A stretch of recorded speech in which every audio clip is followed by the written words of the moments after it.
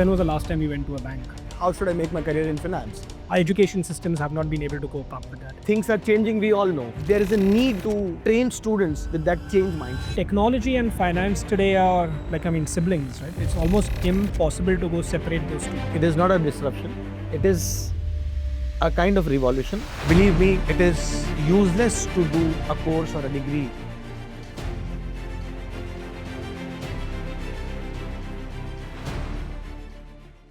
Hey, welcome back to another episode of Campus Insights, where we talk about careers, we talk about campuses and value addition that you get. Abhi tak, we were primarily talking about management education, kids who are looking for MBA entrances. Now there is a shift, and this shift that we are talking about or we are discussing today is something very different and is primarily for a student who has just appeared in his board exams and is looking for a new career ahead. Typically, students who are looking for a career in finance, career in commerce, I think this is very sensible for you, and you will have a wonderful time for next 15-20 minutes, and I'm sure that you'll be sharing this with your friends also. No compulsion, but I'm sure you'll be doing it. And we have a very special guest with us, Mr. Joy Parekh. Welcome, sir. Thank you. Joy is CEO of Imarticus School of Finance and Business, ISFB.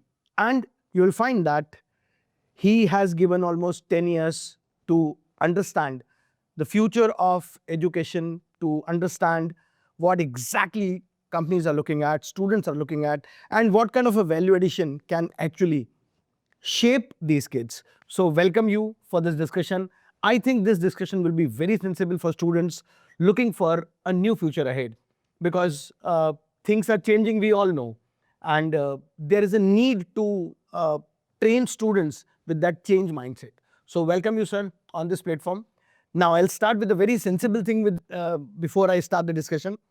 मेरे पास जब 12th का student आता है commerce का, as a counselor, like I'm doing this from past 20-22 years, and when this question is asked that how should I make my career in finance, we or any counselor or any teacher usually says, you go and do your BCom, do your BBA, and then go for an MBA finance. Now, answers are changing. So what will be your answer to this question? Firstly, I'd like to thank you for those warm words.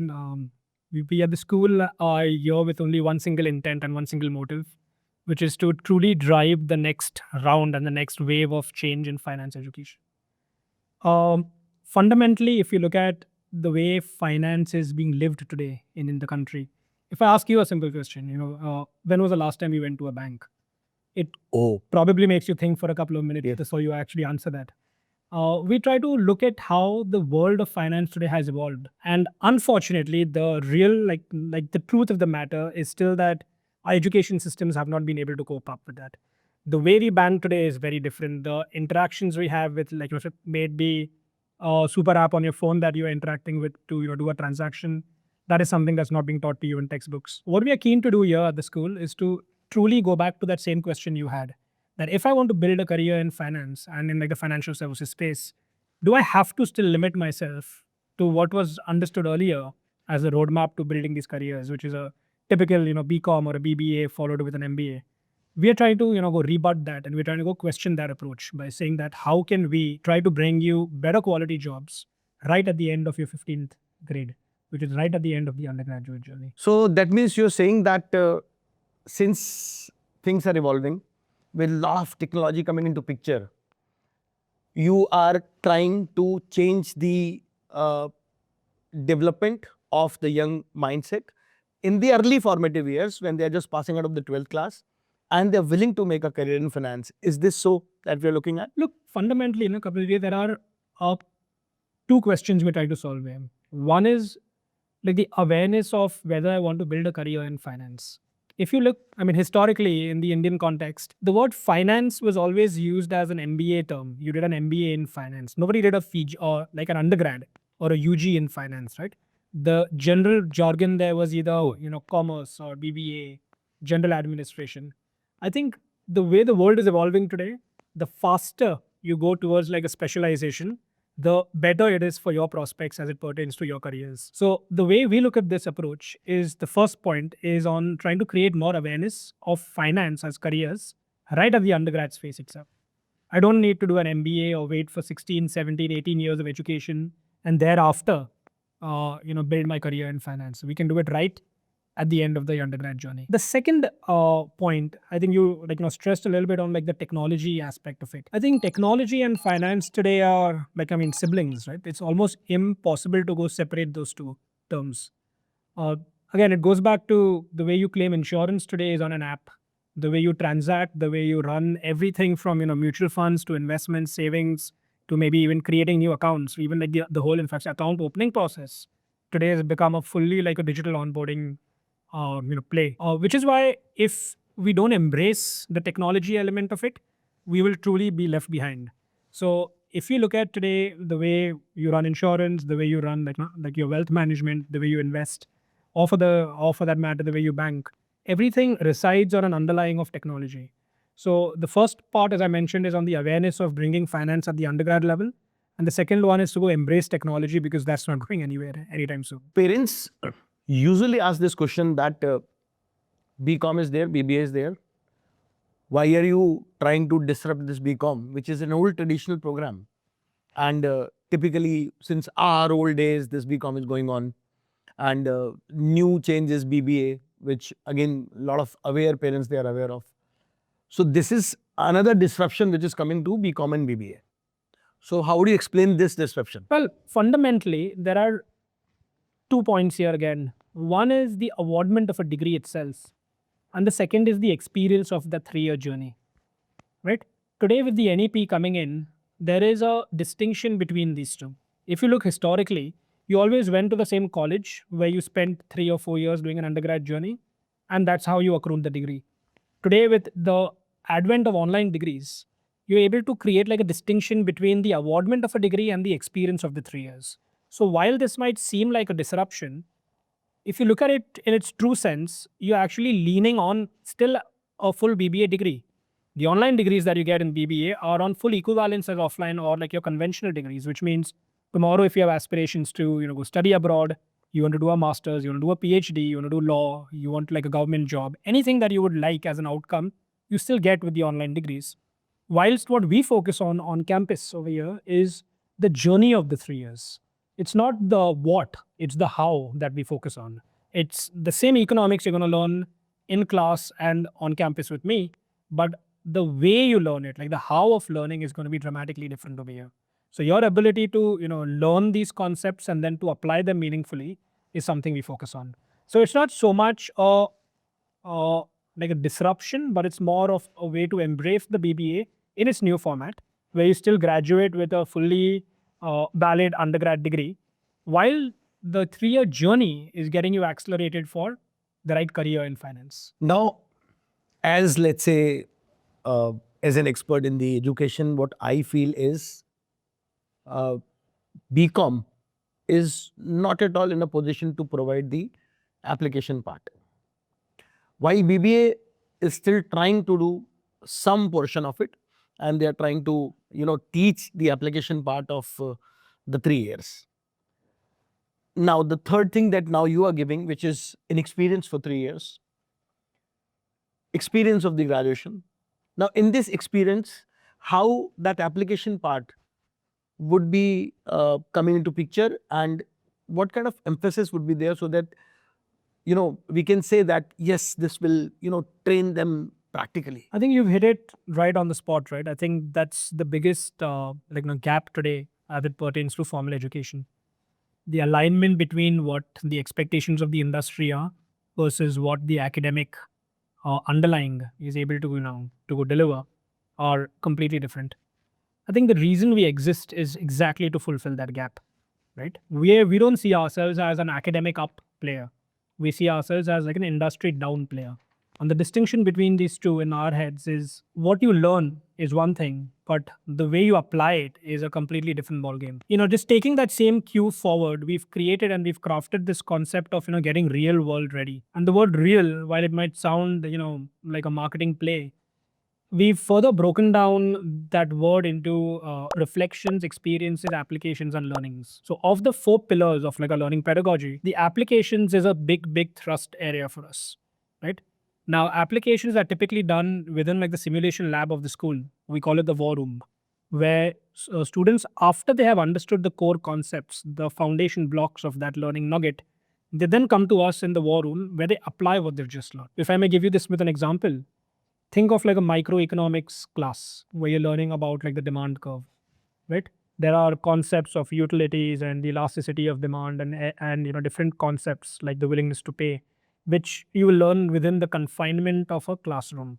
These again are state of the art classrooms with say multi levels. It's like a theater style classroom. You learn this with the best academic brains out there, right? Where they come to class and they actually deliver this to you. Once you've understood this, then you take this knowledge and know-how and you apply it in the war room. Now, when you go to the war room, you'll see there are like these cluster seatings there, where in these cluster seatings, you are sitting in groups and you are going to now simulate what a demand curve looks like. A simple question like, how much are you willing to pay for a flight ticket from Mumbai to Delhi is done in the form of a skit or a role play. And everybody comes and will basically respond to that question, which is then what we go plot on a graph. And when you see the movement of this graph, now the same question asked on a weekend is very different than a weekday. And therefore, you see the movement of the demand curve happening in real time. At that point of time, you realize that the intersection of the demand curve and the supply curve is now at a different point.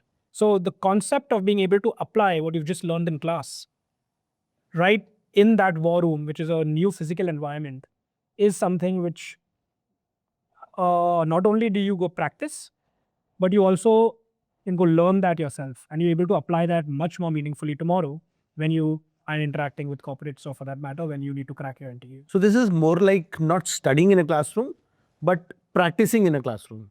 Yes. In real sense, they are practicing inside the classroom what they'll be doing tomorrow. Because that's the only thing you need today to get real world ready. If I ask you that, what makes this program different from, let's say, the routine courses? One thing that I understood students is this, that it is practicing inside the classroom and it is more on the practical side. This is one. What are the other three things that are different? Look, the way we look at the journey of a learner, right? Students are going to spend 3.5 years here with us. Now, there are two aspects to this. One is like the journey itself of a 3-year period. So, for example, over the next 1,000+ days, what are they going to do every single day? And how are they going to make this experience a lot like richer than a typical BCom classroom? With all due respect, I think we all would safely conclude that 3 years spent in a BCom undergrad is a compromised journey. It's not truly going to allow you to bring out the best in yourself. So one way of answering this is the 3-year journey that you have with us is a lot more fulfilling, because every single day, not only are you practicing in class, you're also getting exposure to faculties that come in. You also get exposure to like the practitioners who come in from the industry. So you're getting a lot more context to the same learning. The second thing, which is equally important, if not more important, are the outcomes that you're able to derive on the back of this program. If you look at a typical undergrad journey, there are three very, very, in fact, like your distinct outcomes that one can get. One is where you want to continue studying. You want to do like a higher education. Post that, you want to do like an MBA or an MS. You want to do it in India. You want to go abroad. We try to go facilitate that. The second is if you have entrepreneurial outcomes, where you want to build your own startup, you want us to help go incubate that with you, where you create your co-founders within your own classroom. We do that as well. We have a 25 crore fund that we've created along with a venture capitalist called Blink Invest, where they have where they've gone pledged an amount of 25 crores for any kind of startup ideation that stems from the school itself. So that's a great avenue where learners, if they have aspirations to build out their own startup, we help them not only with the pitch book and the financials, but we also create the information memorandums for them. And we help them and give them they get a direct green channel access to the venture capitalists, so that they can go pitch the idea. Try to think of it as a Shark Tank episode, but guaranteed, right? And the third outcome, which is the most important outcome for us, is that of placements, where, because the last year, for example, we did close to 8,000 jobs in the field of finance. Today, 8,000 jobs is close to 550, 600 plus jobs, 650 jobs per month. This is more placements in a month than a typical university does in a year, right? So that's the kind of vantage with which we are trying to approach this opportunity. And that's where we believe that if our learners, we only have 108 students in the first batch. We're being very, very conscious of creating the right size of the intake for the founding batch. And of these 108 students, we want to make sure that all of them, should they choose to get a job, they have a job of choice that they want. These are not entry-level jobs of sales, of opening up like accounts, etc. in banks. These are significantly senior and like the higher order work that is required to be done in the field of finance and financial services. So placements to us is the biggest, takeaway from an outcome standpoint. So going back to, how are we different apart from the learning styles? One, as I mentioned, is like the 3-year journey that you spend with us. And the second is the outcome itself, where most of these outcomes are fairly collectively exhaustive, where we are saying that you either, after doing an undergrad, you can go study, you can choose to do your own venture, or you choose to get a job. I don't think there's a fourth option out there, but these are the 3 big reasons why one should do this program. So now I'll change my words. It is not a disruption. It is a kind of revolution that will evolve a candidate eventually into an entrepreneur, or maybe let's say a corporate guy, or let's say taking an entry at a mid-level, and with a lot of learning with respect to finance and the world around him. Now, you have given a very classic example of practical learning with the help of that flight ticket. Now, let's say how their dynamic day goes like.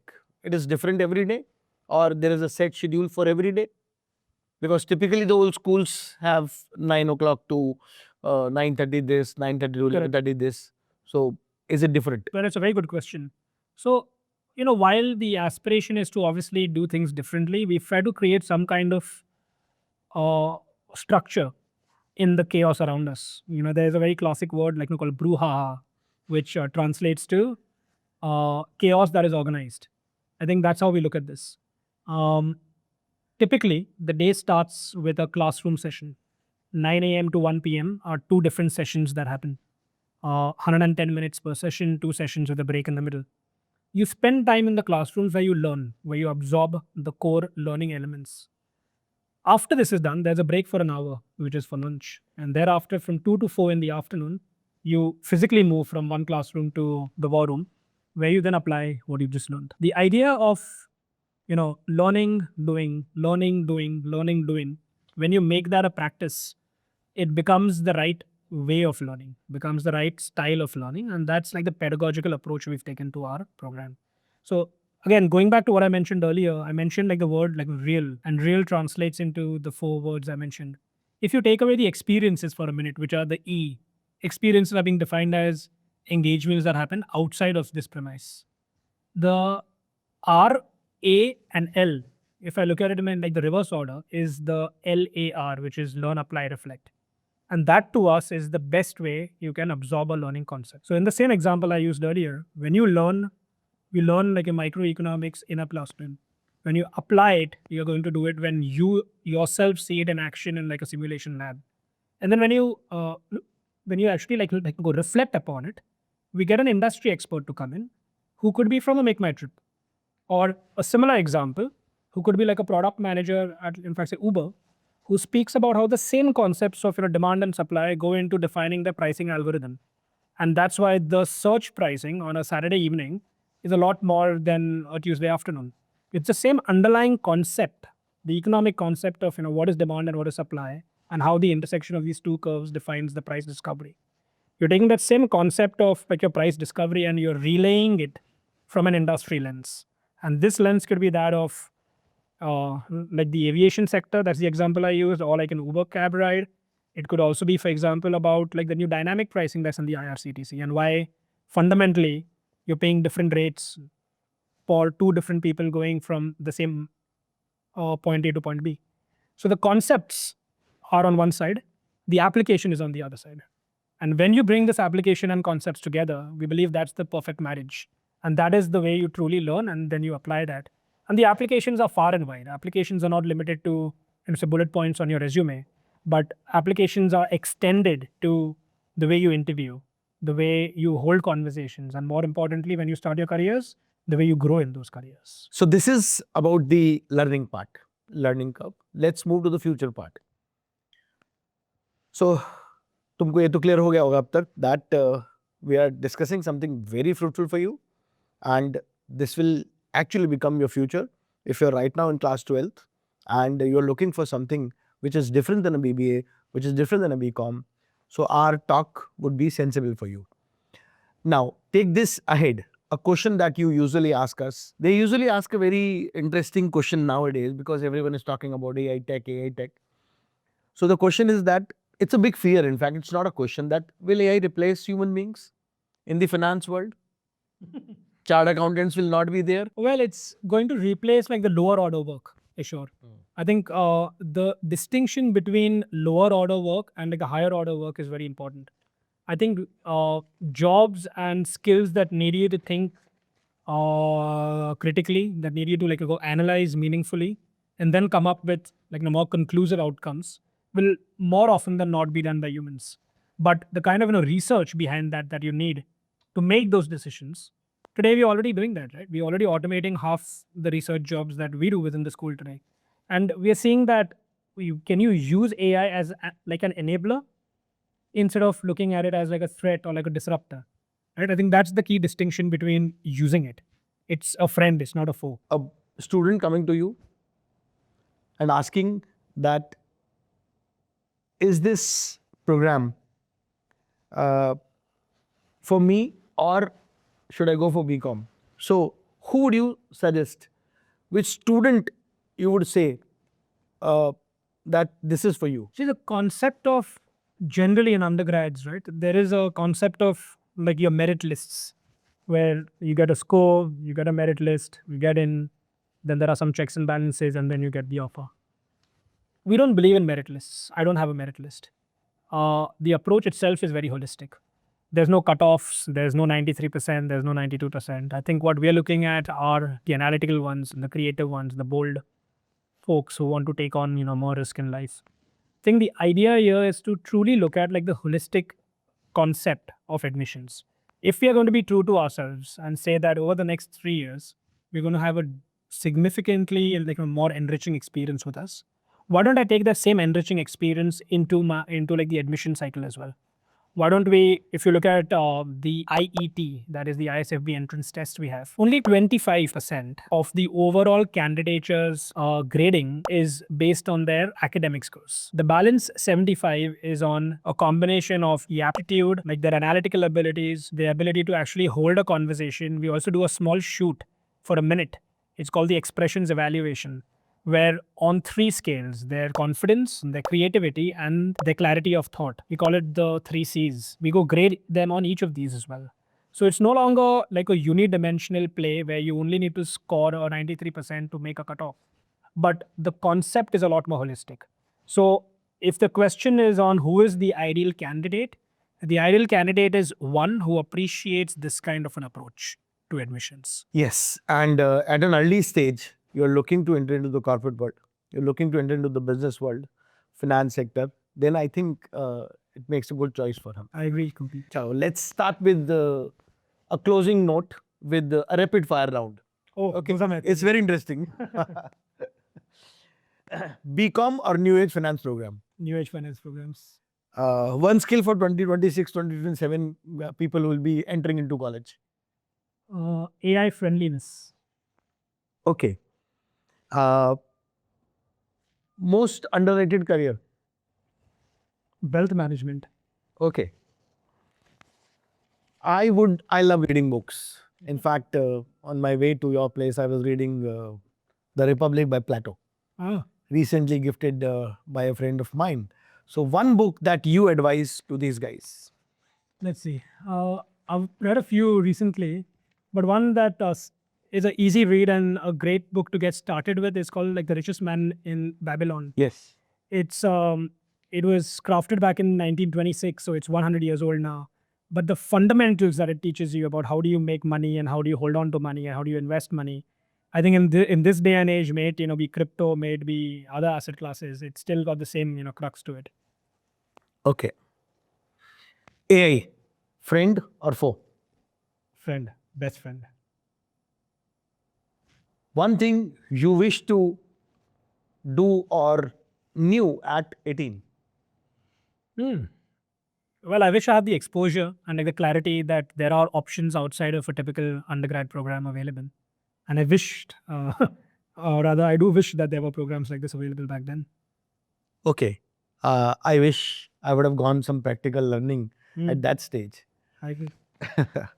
Okay. So, where can people know about the course and ISFB? So we are based in Powai, at like the Hiranandani Gardens, right here in Mumbai. For any more information, anything else about the program, they can always visit our website. That is isfb.in. We hold two programs here. One's an undergrad program, which is the one we spoke about. We also have a program for PG students, which is an alternative to an MBA. It's an accelerated version of an MBA, where they also graduate becoming alumnus of leading IIM institution in the country. But maybe that's a chat for another day. Yeah, we will drop a detailed note in the description also. You can just go and read that. So it was amazing, just amazing. And you guys would have got a very good idea. जो practical learning शायद हम लोगों को नहीं मिल पाई, you guys are getting at a right stage. Probably when you're passing out from school and entering a college, at that particular point of time, you're getting this learning. Believe me, it is useless to do a course or a degree if you are not able to use that knowledge.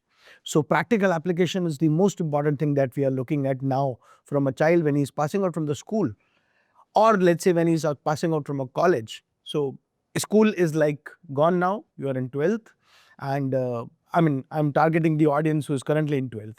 It's equally important for a guy who has entered into 11th and is looking to make a career in finance. I would really thank Mr. Joy that he joined us and we were able to do this discussion and take this ahead. This will really help students who are not able to connect directly through this platform. Since you interact with us and you talk to us, you'll be able to get the right input in the right place. Thank you, sir. Thanks a lot. Thank you. Thank you, Kapilji, for your time today.